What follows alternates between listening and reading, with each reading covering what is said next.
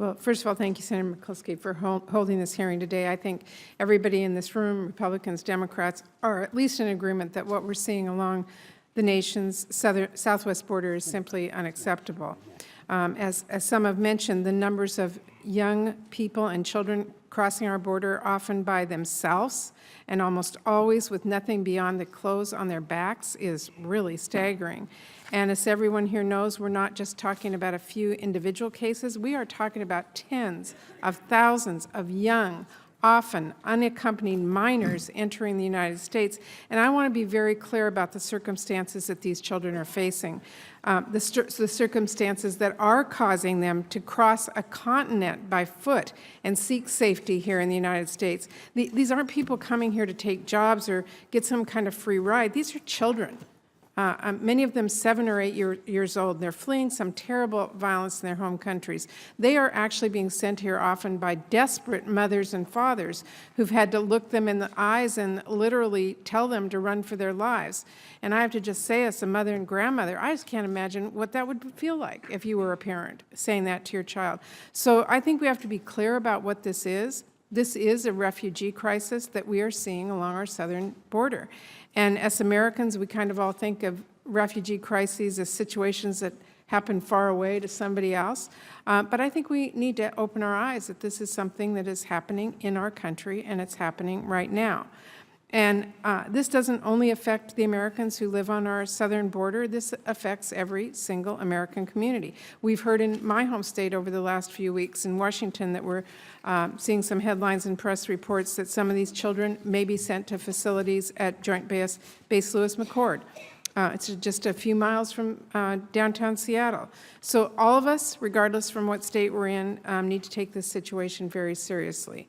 Now, I am particularly concerned about the condition and care of the young women and girls who are being detained along our border.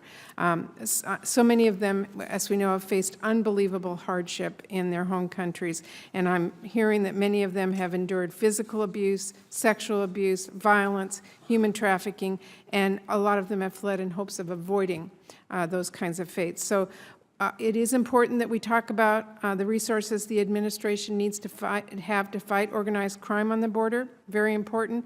But I'm also focused myself on giving the administration the resources they need to protect these children and to treat them humanely while they're being detained. I mean, we're talking about things like food and water and diapers. But it also means we have to be prepared to protect these children and young people, particularly the young women and girls, from having to once again face that same kind of violence, abuse, and human trafficking that they're actually running away from in their home countries.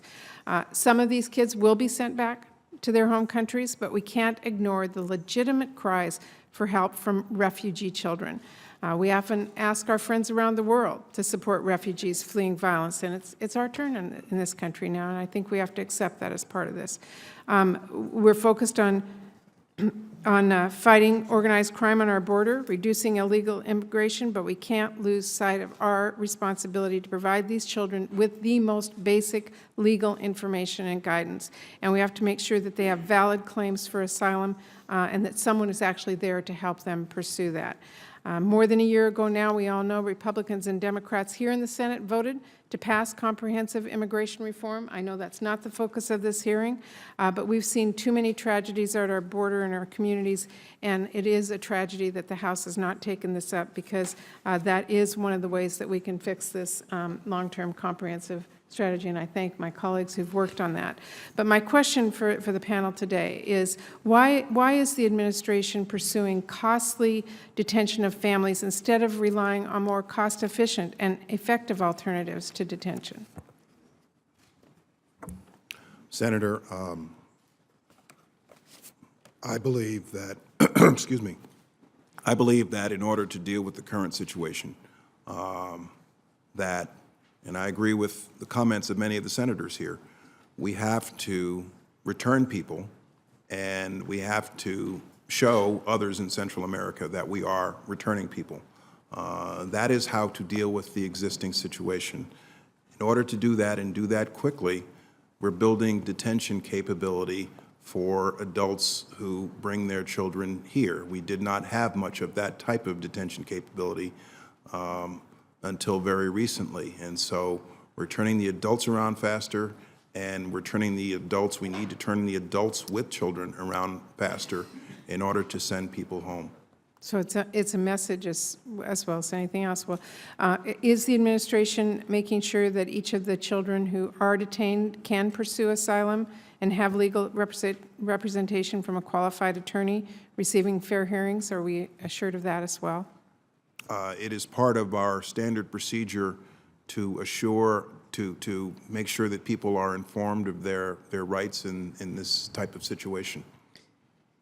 And with regard to when the children come to HHS, a number of things happen. First, the children are informed of their rights. They are informed of the immigration proceedings. For those children who are identified, and usually they're identified at DHS if they have a different potential status than an unaccompanied child, but that is checked again. And if that happens in terms of the issue of asylum for the child, then appropriate steps are taken to connect that child with someone who could help them with an asylum process.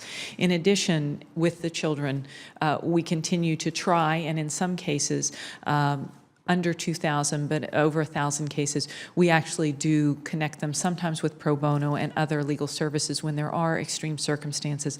As you pointed out, there are children who have extreme circumstances with regard to things that have happened to them along the way, and they need special types of help and support. And Yeah, so I don't for a want to group, lose sight of that in all of this, so I appreciate that yes, very much. and that is a part of, as I mentioned, when we think about the numbers, 14% of the money that HHS has asked for is for health and legal services that are beyond the basic service that we provide for all children, because there are some children who have extreme needs, whether those are legal or health.